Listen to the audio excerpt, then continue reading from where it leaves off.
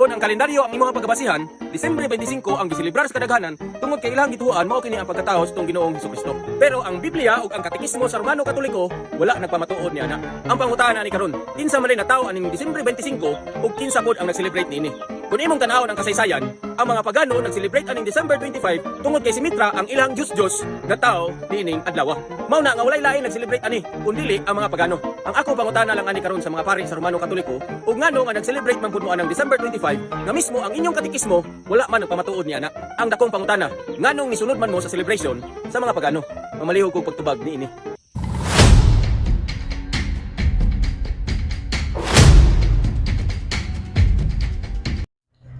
Naabutang sa kalendaryo ang Disyembre 25 sa hinungdan nga ang mga secular authorities o ang gobyerno mituo sa kamatuoran nga ato ang Ginoong Jesucristo, ang gituohang Ginoong Dios. Sa simbahang Katolika nataog na himugso sa petsa 25 sa Disyembre. Mabitaw pula ang kalendaryo nga naman tungod kay mo lagi natong giingon mituo sila sa kamatuoran nga ang Ginoong Jesucristo natawo Disyembre 25. Naragi diferensya gyud ang mga tao kung di pa motuwa na. Basta magsaulog ang Santa Iglesia Katolika Apostolika Romana ug usa ka sahulugan, nagahok siya sa iyahang gitawag og faith. Unya kina magong faith sa simbahang Katoliko, nakahok usab or nagabase usab dito sa barahan sa pagtuo nga mao ang Biblia ug santa tradisyon. Dili mahitabo nga mag-practice o mag-celebrate ang simbahang Katolika nga wala nakahok ni ining maong duha ka butang. Biblia o tradisyon sa pagtuo. Dili matapreya sa ubang mga sekta nga ni sunod og pagtulunan nga dili pagtulunan sa Ginoo nga ilahang nasunod nga giimbento lang pagtulunan ng tao. For example, kanang pagtulunan ni Luther nga Bible alone, sola scriptura, dili man ang pagtulunan ni Kristo. Dili man ang pagtulunan sa mga apostol. Kana nga teaching gikan ni Luther so therefore man-made. Ang simbahang Katolika nagasubay dito sa gitawag og pagtuong gidawat nila from the apostles mismo nga itudlo ang nakasulat at the same time itudlo pod kadtong ilahang gitawag og tradisyon na kung diin mga buhat, mga butang o mga pagtulunan nga ilahang gitawag og gipasa-pasa from one generation to another generation. And isa dinha ang pagsaulog kanang paghamdom sa pagkatao sa atong Ginoong Jesucristo ang petsa 25 sa Disyembre. So mao na. So gipamatud-an ba sa bala ang kasulatan ang kining December 25 pagkahimog sa Ginoong Jesucristo ug sa tradisyon? Yes. Gipamatud-an. And at the same time kining ilahang actually ako man ning gilista ning ilahang tawag ining mga argumento ingon pa nila, ingon pa ning atong amigo nga wa daw ko na nasulat to sa katesismo tarong magbasa god. Gitudlo na sa katesismo na nagsaulog mi og Christmas. Siyempre, understanding na mo, pag ingong ganag Christmas, dili gyud na, wag gyud na mahitabo sa October, wag gyud na mahitabo sa tawag ining April, wag mahitabo sa March, kundi mahitabo na, og nahitabo na sa December 25. Ngano man kay mo man ang one of the greatest feast of or solemnity sa simbahang Katolika. Next, ingon pa niya, sumala daw kuno sa kasaysayan, ang nagsaulog lang daw sa gitawag og Disyembre 25, nag-celebrate ana, mga pagano ra daw, ay mali. Half-truth ang tawag ini nga gitudlo sa atong amigo nga member sa Seventh-day Adventist. Nga naman, tungod kay according sa gitawag og kasaysayan, before gi-declare ni Emperor Aurelian kanang fiesta or celebration concerning sa ilahang Diyos na si Sol Invictus or si Mithras, ang mga Kristiyano kaniadto before gi-declare ni Aurelian na kana nga pagan celebration, nagsaulog na sila sa December 25 pagkatao pagkahimugso sa ato ang Ginoong Hesukristo. Kung tinuod ning ato ang amigo nga member sa Seventh-day Adventist nagbasa og kasaysayan, dapat kabalo siya nga before 274 before ang declaration sa Great Feast ni Sol Invictus by Emperor Aurelian, before 274, ang mga Kristiyano na ginasaulog na December 25 pagkatao sa tuwang Ginoong Jesucristo. Kana always na kung ginahatag ng mga names, Pope Saint Telesphorus. For example, si Bishop Theophilus, si tawag ining Pope Saint Hippolytus the Martyr. Kana before 274 na, nga naman kay before 274, really great feast sa mga pagano ang feast na Sol Invictus, maliban lang ang Feast of Saturnalia. Ang Feast of Saturnalia, di po mo tawag ining tandi sa Christmas celebration December 25 nga naman kay ilang ginasaulog ang Feast of Saturnalia every December 17 hangtod sa gitawag og December 22. So di gyud na mo takdo sa December 25. So buti pasabot bisan pag-unsaon nila og pasangil sa simbahang Katoliko nga nagsaulog daw kuno sa piyas mga pagano. Ika na tinuod. Ngano man kay ang ilang mga pasangil ang mupangka lang nila, ang mubuko lang nila ang kasaysayan mismo. And yun na pa, nagkutlo siya og tawag ining kasaysayan. Tinuod ba gyud nga ang mga 70 Adventist nagtuo sa gitawag og kasaysayan? Mutuo lang man imong mga tawhan kasaysayan kung atake nila simbahang Katolika pero abot ganis ka matuonan may tungod simbahang Katolika nga gitukod ni Kristo. Ilahan ang tawag ang isalibay. Buti pasabot nakakommit sila og fallacy of suppressing the facts. Nga naman kay magpili-pili naman guning mga tawhana kung tawag ining magtudlo ba kung sa ilahang ganahan mura pod ang ilahang gitawag og gitudlo. And lain pa nga point ni pa niya wala day lain nag-celebrate daw ana sa December 25 mga pagano daw kuno mali. Again, according sa kasaysayan, before gi-declare ni Emperor Aurelian ang Feast of Sol Invictus ni adtong 274 ang unang mga Kristiyano. Before 274, naa na nag-celebrate og Christmas. Nga, documented na. Mo lagi na magbasa lagi mo og tawag ini nga kasaysayan. Yan na pa siya question ingon pa niya nga daw nag-celebrate man ang mga Katoliko sa Disyembre 25 nga wa daw ko gitudlo sa Biblia katisismo. Mali. Gitudlo sa balang kasulatan nga si Kristo nahimong tao. Gitudlo sa katisismo nga ang pagtuo ano nag-celebrate mi sa gitog Christmas kina mi pagtuo nga kanang dogma sa inkarnasyon. And according sa Catechism number 522 or paragraph 522 hangtod sa 533, gihatagan og pahimugdat nga ang simbahang Katolika sa pagsaulog ni ining maong Pasko sa pagkatawo or Christmas mao ni ang sentro. Usa sa mga sentro sa pagtuo sa simbahang Katoliko mahitungod sa pagtuo nga kung diin natawo ang Dios aning gitawag og kalibutan. Muna kung tinuod mo nga magkutlo-kutlo mong kasaysayan, tarungan ninyo kutlo.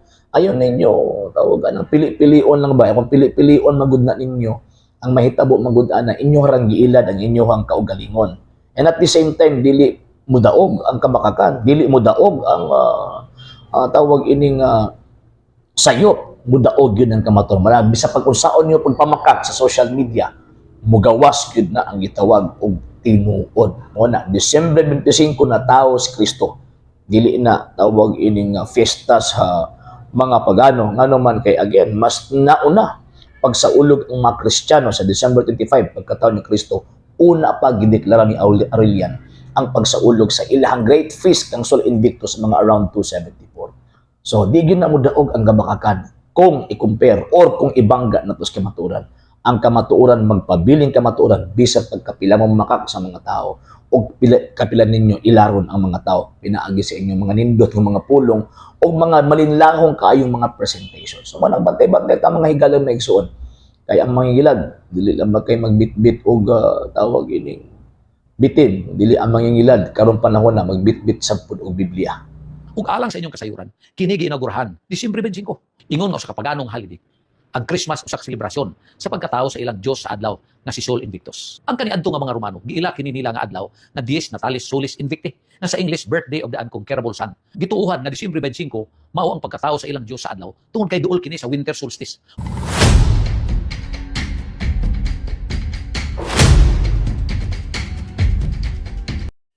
Usa ka dakong baka kung mosulti ta nga kanang December 25 kining ato ang pagsaulog sa Christmas kining pagkatao paghandom sa pagkatao sa atong Ginoong Jesucristo mingon sila nga kasulugang pagano na usa na kada kong bakak nga naman una tungod kay ang Christmas is a Christian celebration not a pagan celebration. Number 2 kining maong gitawag og Christmas mga sir mga ma'am paghandom nato na sa pagkatao sa ato ang Ginoong Jesucristo dili sa pagkatao ni Sol Invictus nga ginasaulog sa mga Romanong pagano. Number 3, kining maong gitawag og Christmas Day nato or Christmas celebration nato nga ginasaulog nato sa December 25 ato ni nadawat gikan pa sa pagsaulog kani adto sa unang mga Kristiyano sa unang 300 ka tuig. So usa ka dakong baka kung maingon ta nga kanang Christmas Day pagsaulog ka na sa mga pagano baka na, pero nganong na may gisulti ang maong pastoy nga naabi pagsaulog ang mga pagano kani adto kanang December 25 pagkatao daw di Sol Invictus nga naa sila fiesta kung sa Latin na title pa kanang Natalis Solis Invicti kanang the birth of the unconquerable son. Ang problema aning atong higala nga pastoy is wa siya kabalo ano sa nagdeklara o kinsa nagdeklara. So gideklara na ni adtong 274 kinsa man nagdeklara na ang Romanong pagano nga si Emperor Aurelian.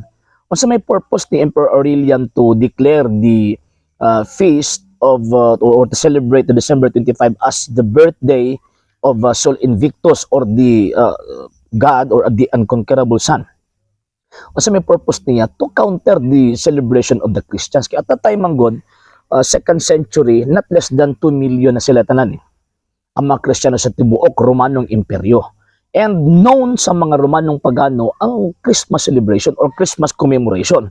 So para ma-counter sa mga pagano ang celebration ani nga mga Kristiyano, kaya at the same time kabalugod sila ngay nahini nagkadako ang Christian community at that time, muna si Emperor Aurelian gikan sa iyang pangalan nga Aurora. Kining word nga Aurelian, ang root word niya Aurora means light. Nga kanang tawag ng Solis Invicti pod, Sol Invictus nagapunting pod na pod sa iyang kaugalingon kay nagpailaman pod siya nga siya ang tawag ining Dios. Mo to iyang gi-declare ang December 25 as tawag ini nga feast kang Sol Invictus nga ilahang giilang nga gitawag og Dios. And ang purpose again, ang objective again to counter the Christian celebration kanang gitawag og Pasko sa pagkatao sa ato ang Ginoong Jesucristo. But before on that, before the declaration sa ako nang giingon na yung mga Kristiyano nag-celebrate or nag-commemorate sa pagkatao ni Kristo December 25.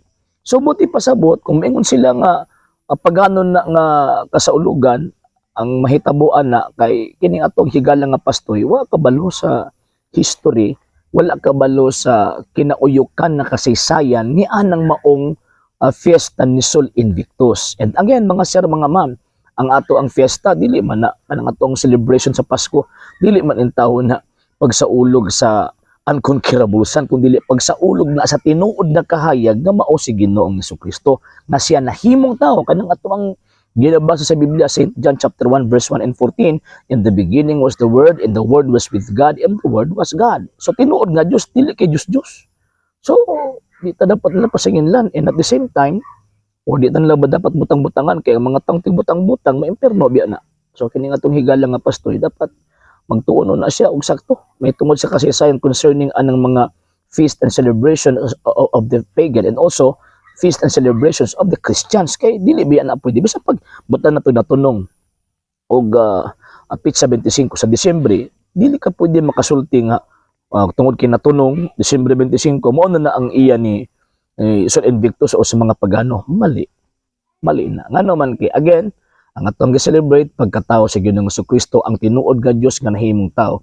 Wa man ta mag-celebrate og Christmas nga ang atong gisaulog kining Dios nga si Sol Invictus og wala po nalatid sa kasaysayan sa Iglesia Katolika Apostolika Romana nga ato ang tawag ining gisaulog ang pagkatao ni Sol Invictus. Again ang Christmas is a Christian celebration. Kung Christian celebration ang nagsaulog ini mga Kristiyano og dili mga pagano.